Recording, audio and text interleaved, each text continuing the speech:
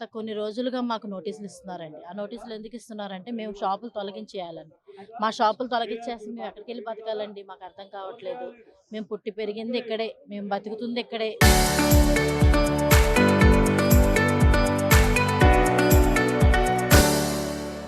మేము వ్యాపారం చేస్తుంది ఇక్కడే. మేము ఎక్కడికెళ్ళి బతకమంటే మేము ఎక్కడికెళ్ళి బతకాలి? 94 పేర్లు సెలక్షన్ చేశారు. ఎవరు సెలక్షన్ చేశారండి? ఆ 94 పేరుల్లో ఇక్కడ పర్మనెంట్‌గా ఉన్నోళ్ళు ఉన్నారా? కొత్త కొత్త పేర్లన్నీ యాడ్ చేసేశారు. మా పేర్లు అందులో లేవు. మరి మాకిచ్చిన కార్డులేంటి? మున్సిపల్ అధికారులు మాకు అంతకుముందు కార్డులిచ్చారు 2014లో. మరి ఆ కార్డుల ప్రకారం మేము ఇన్ని సంవత్సరాలు వ్యాపారం చేసుకున్నాం. మాకు 200 కట్టించుకున్నారు. ఆ 200 కట్టించుకున్న రిసిప్ట్ కూడా మాకివ్వలేదు. మళ్ళీ ఇప్పుడు కొత్తగా వచ్చి రెన్యువల్ చేపించుకోవాలని చెప్పేసి అన్నారు. అది కూడా చేసిన తర్వాత ఇప్పుడు మమ్మల్ని వ్యాపారాలు తీసేయమంటున్నారు. మేము ఎక్కడికెళ్ళి బతకాలండి? ఏ రకంగా బతకాలి చెప్పండి మాకు? మాకేం అర్థం కాదు. చంద్రబాబు నాయుడు గారు వచ్చిన కాడి నుంచి మాకు ఇంకా ఘోరంగా తయారయ్యింది అసలు ఈ ప్రభుత్వం అయితే. మా వ్యాపారం చేసుకునేది మేము ఇక్కడే. మేము ఇక్కడే వ్యాపారం చేసుకోవాలి. ఈ మధ్యలో 16 బళ్ళు మీకు అడ్డు రాలా. వాళ్ళకి అసలు నోటీస్ ఇవ్వలా. వాళ్ళ పేర్లు ఉన్నాయా లిస్ట్‌లో? మరి ఆళ్ళెందుకు ఎవరు ఏమి అనట్లేదు? మేము ఒక్కళ్ళమే మీకు అడ్డొచ్చామా? ఇన్ని సంవత్సరాల నుంచి మా ఒక్కళ్ళ వల్ల మీకు బాధొచ్చిందా?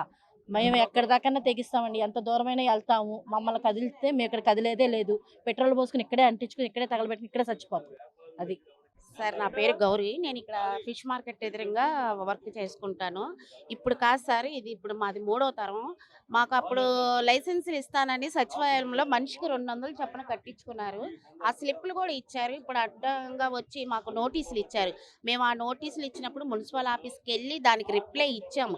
రిప్లై ఇచ్చినా కూడా మళ్ళీ రెండోసారి నోటీసులు ఇస్తే మళ్ళీ ఇచ్చాము. నిన్న కాక మొన్న సంవత్సరం క్రితం పెట్టిన 16 బళ్ళకేమో లైసెన్సులు ఉన్నాయి.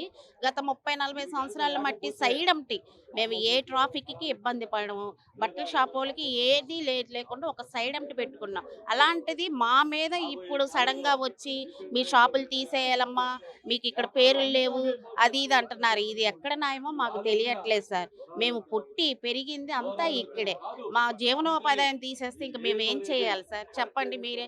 ఒక్కసారి మాకు అధికారంలో ఇవ్వండమ్మా, మీకు మంచి చేస్తాం అన్నారు ఇదే ప్రభుత్వం. అలాంటిది ఆయన్ని నమ్మి మేము ఓట్లేస్తే మాకు ఇదేనా మీరు చేసేది?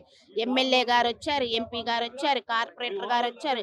మీకు ఏ సమస్య వచ్చినా, ఏ బాధ వచ్చినా మేము ఉన్నామమ్మా, మమ్మల్ని నమ్మి ఓటేయండమ్మా అన్నందుకు మా పొట్ట మీద కొడుతున్నారా మీరు? ఒక్కసారి మా వైపు ఆలోచించండి సార్. మేము ఎండనక, వాననక, చలనక రోడ్ల మీద బతుకుతున్నాం.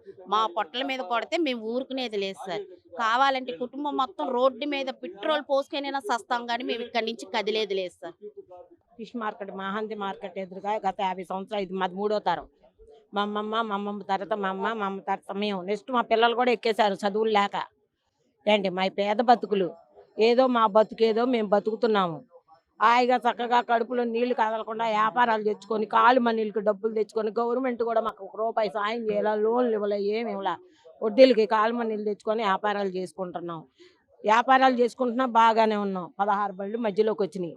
ఎమ్మెల్యే గారి తరపు బళ్ళు వచ్చినాయి. ఆ బళ్ళు గురించి వచ్చిన తిప్పలు ఈ తిప్పలన్నీ. ఆ బళ్ళు వచ్చిన కాడి నుంచి మాకు ఈ తిప్పలు అనమాట. మీరు తీసేయాలి, మీరు తీసేయాలి, మీ లైసెన్సులు లేవు, మీ లైసెన్సులు. మా పాత లైసెన్సులు మేము రాజీనగర్లో ఉన్నప్పుడు వదలు వచ్చినప్పుడు కొట్టుకుపోయినాయి. ఇక్కడ సచివాలయంలో 300 రెమ్యునేషన్ చేపించుకోమన్నారు. మేము ఏం చేసామంటే సచివాలయంలో 200 రూపాయలు పెట్టి స్లిప్పులు తెచ్చుకున్నాం.